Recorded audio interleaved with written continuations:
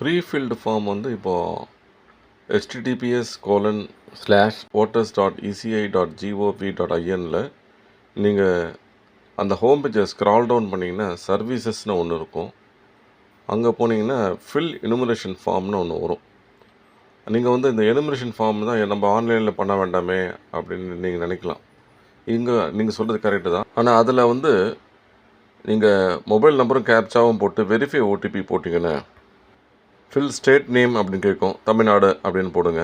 வேறு ஸ்டேட்னா அந்த ஸ்டேட்டை போடுங்க. அப்புறம் எபிக் நம்பர், அதாவது ஓட்டர் ஐடி நம்பரை போட்டிங்கன்னா உங்களுக்கு ப்ரீஃபில்டு ஃபார்ம்னா உங்களுக்கு வரும். இதுக்கப்புறம் ஆன்லைனில் மற்றவங்க ஃபில் பண்ணுறவங்க மட்டும் அதில் கண்டினியூ பண்ணுங்கள். மற்றவங்க இந்த ப்ரீஃபில்டு ஃபார்மை நீங்கள் வந்து சேவ் பண்ணி வச்சுக்கோங்க.